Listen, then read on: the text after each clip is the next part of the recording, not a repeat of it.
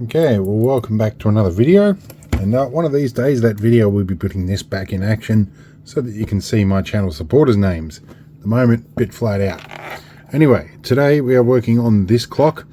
There is a video of me assembling this and it's in the description below, and I need to turn off some overhead lights here to avoid the glare. In any case, this is a GPS based clock, and it was built for my senior engineer. It has this little GPS here, and it uses that to set the time. Until the time is set, it generally doesn't display very much. So the problem we've got is my senior engineer's workshop is basically a Faraday cage. Cannot get any GPS signal while we're in there. So I had a bit of a think. This is on leads. This could be extended. And so I'm thinking maybe I could extend it with a cable, and it needs to be like 4 wires and it needs to carry serial data. And I went, why not think of USB cables? So this will be analog serial data, but it should work just the same. We have 4 pins and we have a USB male-to-male plug.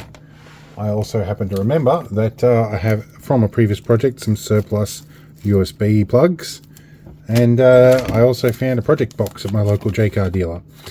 So I figure I can piece these together and I can extend that GPS out. So let's give it a crack.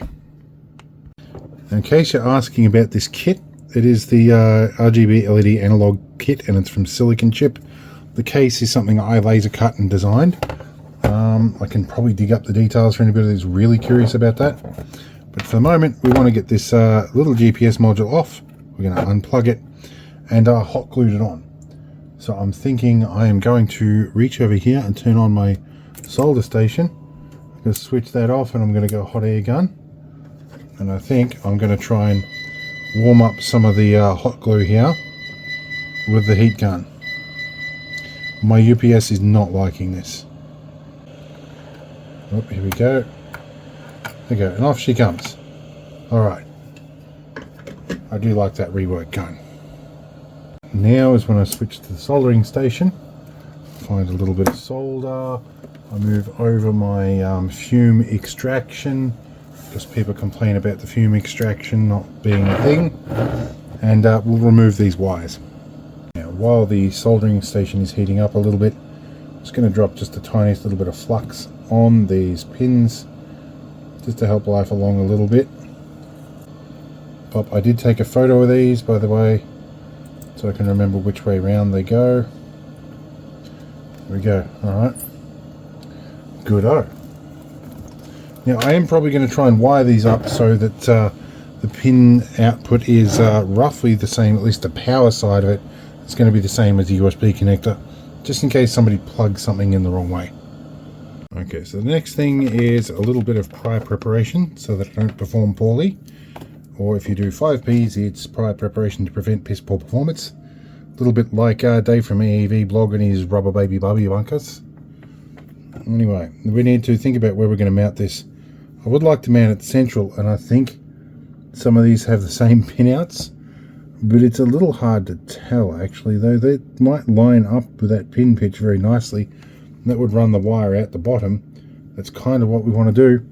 But I need to make sure that's right, because I think that's points per second. We need plus 5 volts, 0 volt TX and RX. I think that's going to be the right pins. I've got to confirm this though. Okay, so yes, the pin out on this side is not the same. This is the correct pin out. So I think what I'm going to do is, I don't want to mount this here because it will make contact with these 2 connections. I might just have to mount it off to one side slightly here. I think that's what I'll do. I'll mount it off to one side here. I'll glue it down and I'll make some little jumpers over with some short wires. Okay, we're going to use my old trick because I don't trust hot glue guns anymore. Too many of those PTC glue guns are blown up. We're going to use a stoner torch here and get a good blob of hot glue building up here. Alright, here we go. Let's lay this down here.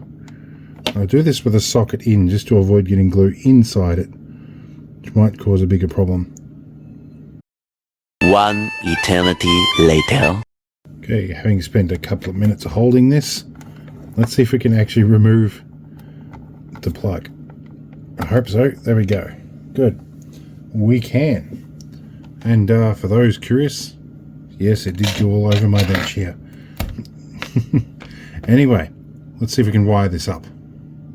Alright, so I've been here and I have marked the negative wire here. So on the standard USB standard that we're not using because it's a standard.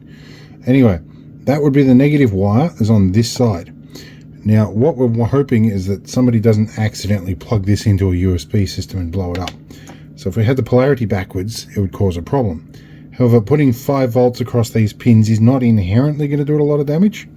So we have some red wire to hook the negative connection up to, just because I have a whole big roll of that stuff. It's 4 pins. Let's use our red for negative, and we'll use red for everything else as well because I have a heap of this wire. 3, we are going to mark this as a negative wire, just to keep the armchair electricians or electronic technicians happy. And we'll be back in a few minutes. A few moments later. Okay, we have things wired. I was going to do them nicely staggered out, but realized they might get in the way of the hanger here. This wire here is purely just to hang it on the wall.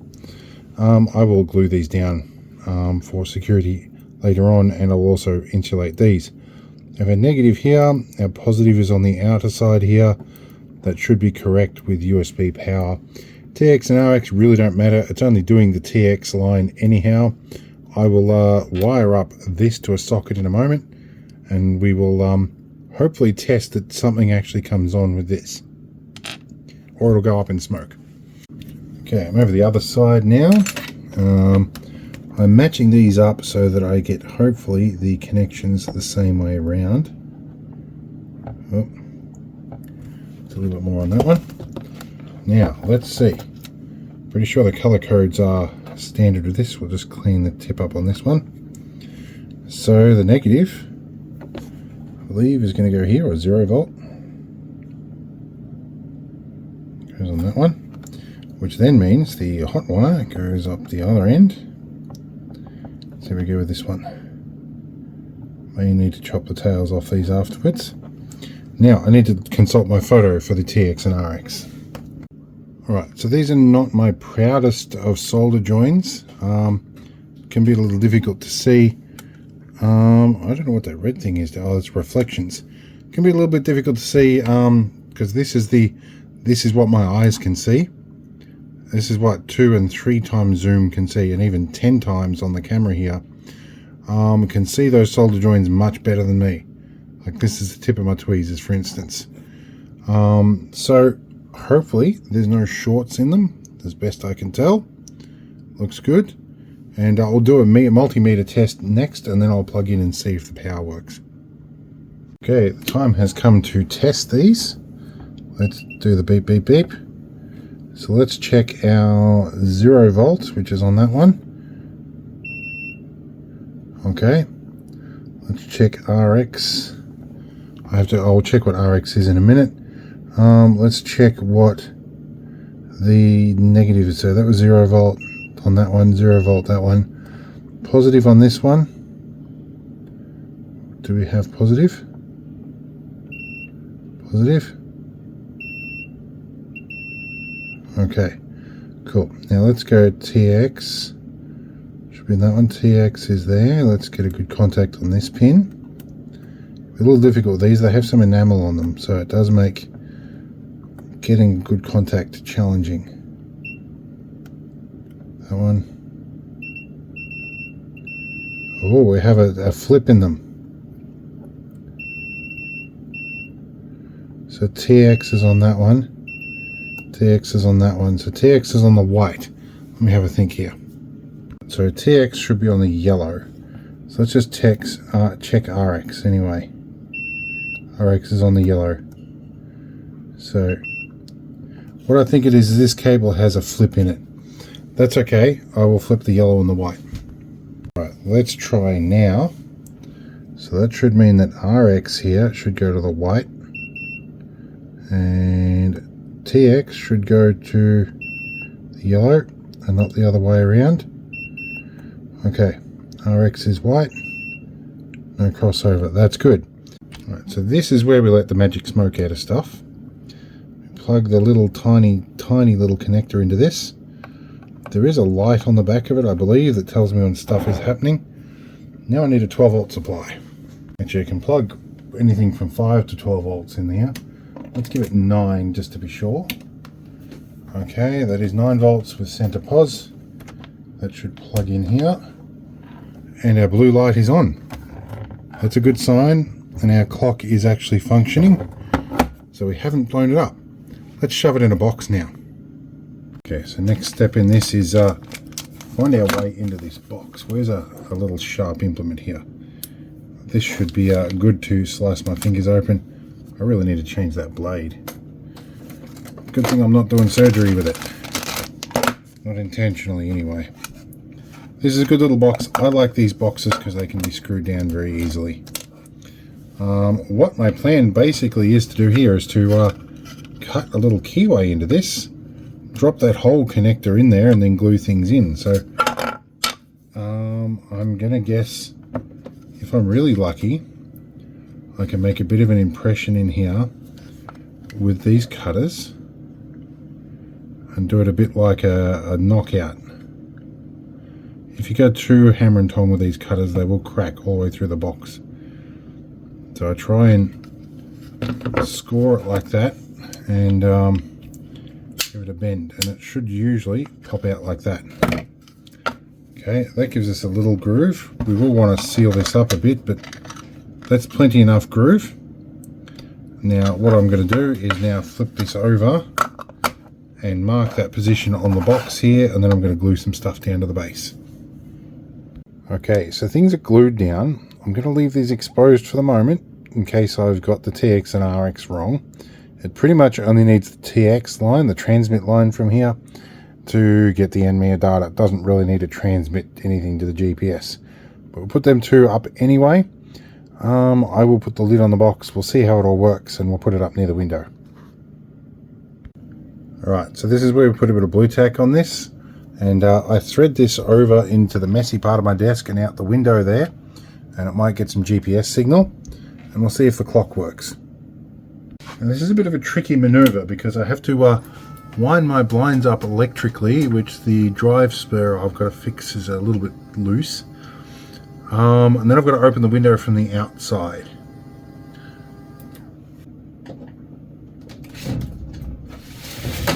I do this with a screwdriver, and hopefully nobody thinks I'm breaking into my own home.